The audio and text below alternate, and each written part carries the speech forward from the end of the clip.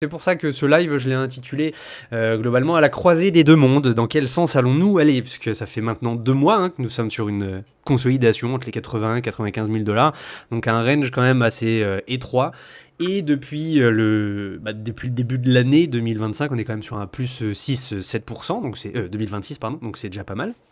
Mais on est toujours face à cette résistance clé qui nous embête pas mal. Donc faut essayer de visualiser ça, je dirais, comme un marché qui a quand même pris un sacré coup de massue au mois de novembre, qui se stabilise, qui essaie de remonter, mais on a ce probable mur vendeur quand même sur les 95 000 et plus, et on va voir ça justement dans le détail de ce que nous donnent les données on-chain. Ce que l'on veut essayer de voir.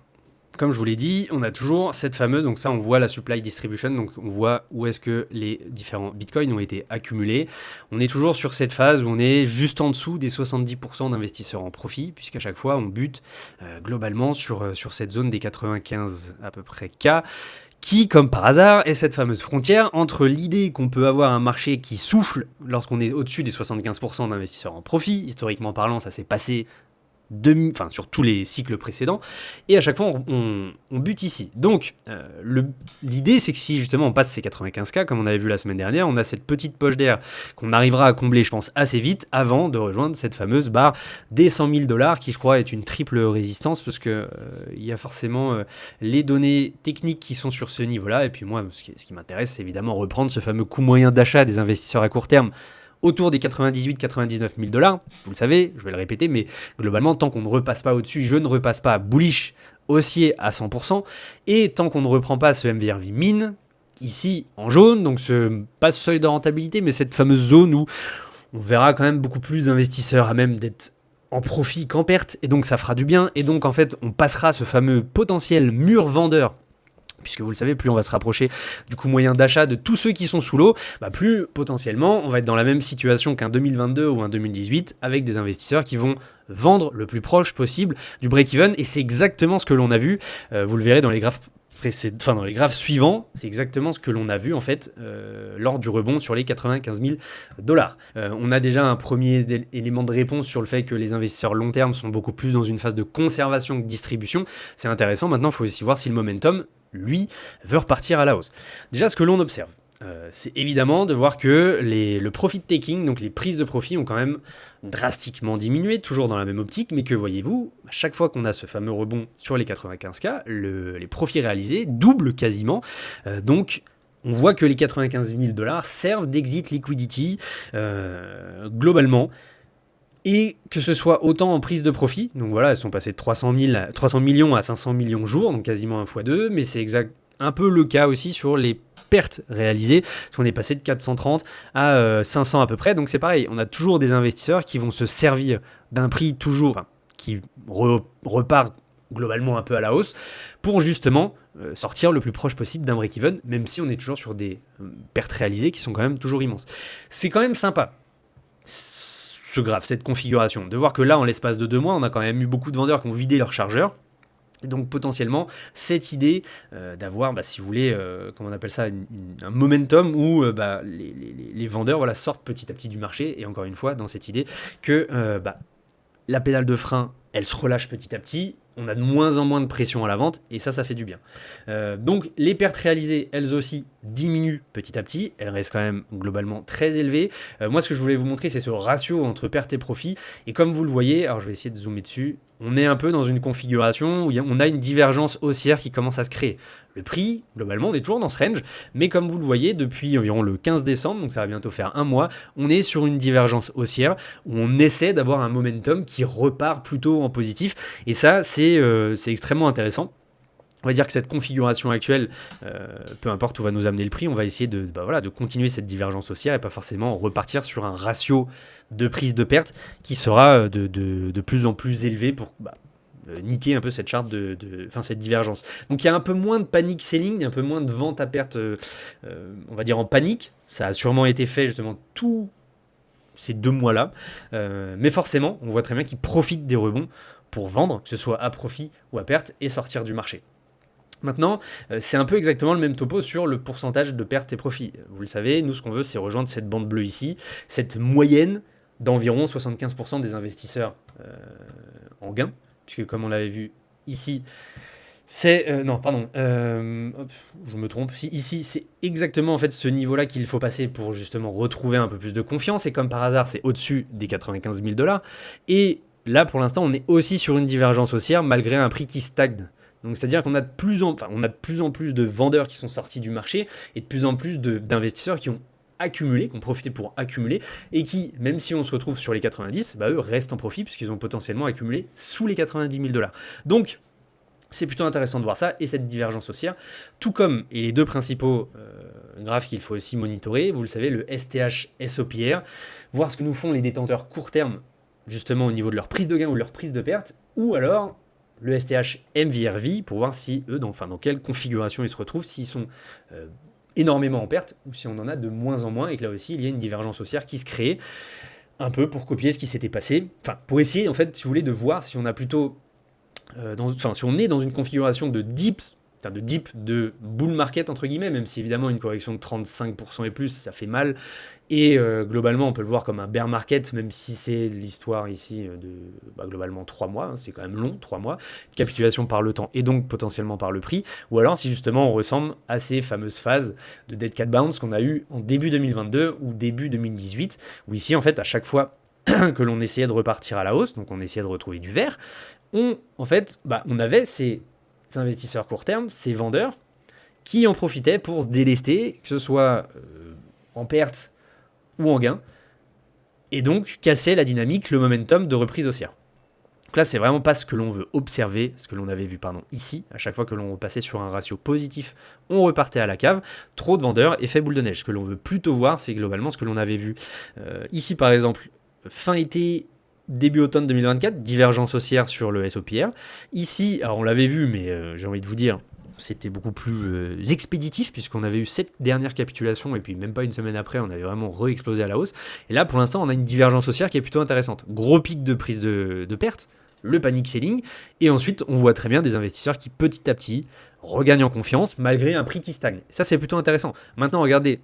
La chose qu'on n'aime pas voir, c'est on a vu ce petit pic de retour en profit en moyenne pour les investisseurs, puisque hop, quand on regarde ce graphe-là, on a eu une petite pointe ici qui se voit à peine le 7 janvier, où pour la première fois depuis mine de rien, le 14 décembre, on a eu plus de ventes en profit que de ventes à perte, c'est déjà pas mal, mais du coup ça nous crée cet effet où là, vu que le prix est repassé sur les 90 000 dollars, on retombe en fait dans un SOPR qui est légèrement négatif.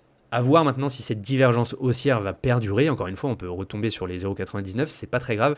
Mais évidemment, le but, ça va être pas de retomber sur casser cette divergence haussière sur ces niveaux-là, parce que ça montrerait bien que là aussi, les investisseurs, dès qu'ils sont proches du break-even ou qu'ils se rapprochent de niveaux, voilà, au bout d'un moment, pour ceux qui se renseignent assez bien, je pense qu'il y a assez de données pertinentes de la part d'analystes pertinents qui nous montrent, que ce soit sur les réseaux ou sur YouTube, que les 95K, ou même par nos propres analyses personnelles, les 95 000 sont quand même un niveau clé à surveiller, parce qu'à chaque fois, on bute dessus maintenant depuis quasiment 2 mois. Donc c'est là aussi l'occasion pour beaucoup de sortir du marché, et on le voit très bien. Maintenant, d'un point de vue, cette fois, de voir quelle est la configuration dans laquelle se trouvent ces investisseurs court terme, eh bien, on était sur à peu près un moins 25% de pertes fin novembre, donc ce qui fait quand même mal, ce qui n'avait été jamais arrivé depuis, il me semble, forcément 2022. On remonte petit à petit, donc pareil, divergence haussière, on voit très bien que le MVRV remonte petit à petit. On se retrouve aujourd'hui sur des investisseurs qui sont plus que en moyenne à 8% en perte, donc évidemment ça fait moins mal au portefeuille, hein. Parce que là encore on parle de BTC, mais sur les alts, vous imaginez bien que c'est pas la même chose, mais de voir son portefeuille passer d'un moins 25 à un moins 8, ça soulage, et donc c'est là toute la cohérence de regarder ces deux graphiques et de voir ce que font les investisseurs dès qu'ils se retrouvent à break-even. Là on peut le voir qu'ils ont vendu potentiellement sur ces niveaux des 95 000 dollars ou proches de ces niveaux-là, et que ils attendent de voir si le marché a vraiment envie de rebondir, sauf que malheureusement c'est aussi ces investisseurs court terme qui vont nous servir de point d'ancrage pour aller plus haut. Si c'est eux qui capitulent à chaque rebond, c'est pas forcément les investisseurs long terme qui vont donner un coup de fouet et se dire que eux ils veulent revoir le prix à la hausse. Malheureusement, c'est nos investisseurs court terme qui sont garants de la volatilité et qui vont porter le prix à la hausse, que ce soit au niveau spot, au niveau des futurs, etc., etc. Donc là, pour l'instant, on a vu une potentielle envie de rebond comme c'était arrivé en fait, regardez, en septembre 2024, où là en fait on avait toujours divergence haussière qui se créait. Et au final, avant de retrouver cette divergence, si on pouvait tracer un trait, on aurait cette divergence jusqu'à la fameuse explosion et l'élection de Donald Trump et ce passage historique au-dessus des 100 000 $. Ce qui s'était passé aussi après le dump d'avril, divergence haussière, là aussi on avait tenu sur le niveau 1, donc preuve que les investisseurs à break-even ne voulaient pas capituler ou vendre à ce moment-là, et donc on s'est retrouvé vers un nouvel ATH. Divergence haussière, mais regardez, même à moins 5% de perte latente en général, il y a eu quand même cette volonté de sortir du marché. Encore une fois, on l'a vu sur ce graphe ici même, des prises de perte, des prises de gains et des investisseurs qui sortent du marché. Donc pour l'instant, on n'a même pas encore réussi à revenir à ce point pivot qui est d'un ratio 1, ni perte ni profit de la part de ces investisseurs court terme. Donc pour l'instant, on observe. Et c'est pour ça qu'on est un peu sur ce point critique. On a un momentum baissier qui diminue, on va pas se mentir, mais on reste alerte sur ces sujets-là parce que pour l'instant, on n'a vraiment pas de reprise de dynamique haussière non plus. Donc on patiente. Donc au niveau des probabilités, moi je partirais sur un 50-50. Pourquoi ? Parce que déjà on n'arrive pas à reprendre les 95 000 $. On est... Ça je vais en parler tout de suite. En fait on est exactement dans la même configuration que les 3 cycles précédents. C'est-à-dire que regardez, potentiellement on a eu le top sur cette zone-là. Quand on regarde le comportement du prix du Bitcoin par rapport au dernier halving, même si j'ai envie de croire que la cyclicité de 4 ans va se terminer avec ce cycle et que potentiellement il se passe des choses en coulisses, comme justement, j'avais lu quelque part que beaucoup de fonds d'investissement commençaient à structurer, profiter de cette phase en fait d'accalmie pour structurer un peu tout ce qui était l'onboarding de clients sur l'achat de BTC ou même d'Ethereum, potentiellement justement que ce soit un peu plus... que ce soit moins dans le FOMO de ce qu'on avait eu entre juillet, août, septembre de leur côté, et que justement ça pouvait être pour le mieux en 2026. Mais pour l'instant, c'est vrai que quand on regarde en fait la timeline, on est exactement dans la fenêtre de tir d'avoir ce fameux dead cat bounce comme c'est arrivé en 2018, comme c'est arrivé en 2022. Donc c'est pour ça qu'il faut faire extrêmement attention. Dans cette idée que, pour que moi de mon côté, en tout cas je repasse bullish, il faudrait déjà casser les 95 000, puisque quand on reprend ce qui se passe ici, on a besoin d'aller casser les 95 000 pour retrouver un semblant d'optimisme et assez d'investisseurs en gain pour, si vous voulez, ne pas casser la reprise du momentum haussier. Ça, c'est déjà intéressant. Et ensuite, cette fameuse barre des 98... je vais y arriver, je vais la retrouver. Des 98 000 $ qui correspondent à 98-99 à ce coût moyen des investisseurs court terme. Donc, une fois qu'on le reprend, évidemment, on va soulager tous ces investisseurs. Si, évidemment, eux aussi ont envie de nous montrer qu'ils ne vont pas vendre à break-even, comme c'est arrivé en 2018-2022. Donc le but, ce serait plus de se calmer et de nous faire le même pattern que ce qui s'était passé en 2024-2025, avec cette fois plus, ok, on est proche de mon coût moyen d'investissement, je vais calmer la vente parce que je crois probablement à un rebond, et donc je vais plutôt servir là aussi de base pour aller exploser à la hausse. Pour l'instant, on n'y est pas. Et ensuite... donc là, c'est le coût moyen d'acquisition des investisseurs court terme, et ensuite ces fameuses barres ici, ce MDRV min. Voilà, preuve que cette fois, on va y arriver, on reste au-dessus. Et là, on serait haussier et game over pour les bears. Pour ceux qui sont bears, plutôt. On retournerait dans ce range un peu safe de mon côté, puisque quand on regarde ici, une fois qu'on repasse les 100-102K, en fait, on revient dans cette grosse zone où on a plus de 81% des investisseurs qui se retrouvent en profit, où 20% d'entre eux, du coup, seraient toujours en perte, mais évidemment, la perte serait un peu moins forte, et surtout, même les investisseurs court terme reviendraient dans en fait ce que l'on veut voir. Ici, je vais y arriver, où là, on serait sur un MVRV STH qui serait positif, et là, on pourrait vraiment essayer de comprendre ce que eux, ils veulent aussi, et surtout, espérer qu'ils tiennent leur position. Et en tout cas, c'est vraiment ce que je veux voir ici. Alors, comment on peut essayer d'avoir ça ? Déjà, les ETF et les instits repartent à l'attaque, arrête aussi de distribuer. On a vu que du côté des détenteurs long terme, ça s'est bien calmé, il y a beaucoup moins de prise de profit, donc on est déjà dans un premier élément pour que ça aille mieux. Maintenant, il faut évidemment que tout le monde s'y mette. Donc ça va déjà être plutôt pas mal.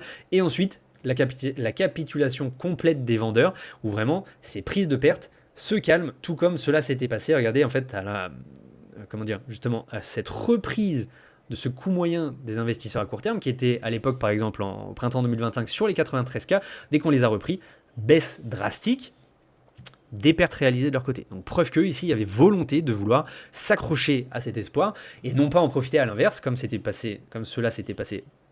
Alors je sais pas si j'ai les data ici, ouais. Comme cela s'était passé en fait lors à chaque fois des dead cat bounce, où ici on en profitait pour vendre massivement à chaque rebond, avant justement de capituler pour de bon, et ici, nous embarquer dans des ventes massives.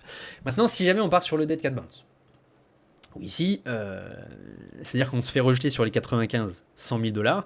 Les vendeurs qu'on a vus, qui devaient normalement arrêter de vendre, revendent massivement, puisque justement vont profiter. En fait, tous ceux-là, tous ceux qui sont coincés ici, vont en profiter pour vendre au plus proche de leur coût moyen d'acquisition, dont justement celui des détenteurs court terme, et donc vont vendre massivement leurs BTC, leurs alt, etc.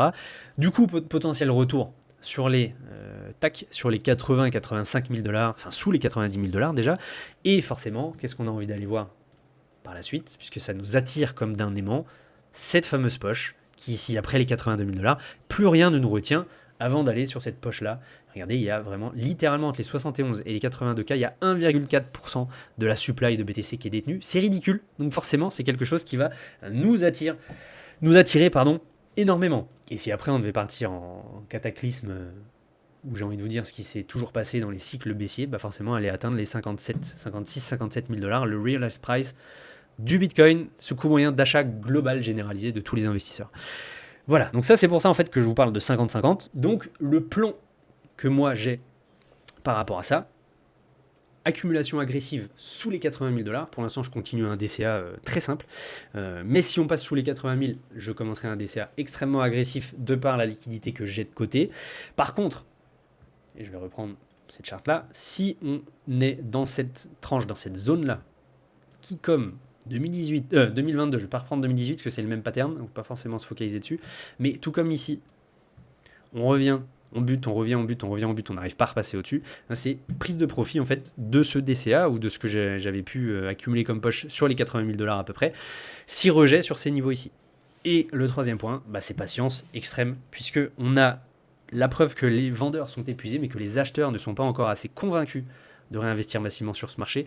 Donc on fait très attention et on profite des quelques mouvements que l'on voit pour soit accumuler, soit pour vendre sur des niveaux clés comme on l'a vu ici. Donc pour l'instant, la zone des 80K, la zone des 98 500 à peu près, et si on arrive à la reprendre, la zone des 102 000. Et c'est tout ce que je voulais vous dire pour ce live, en tout cas Unchained, c'est globalement ce que l'on voit sur le marché.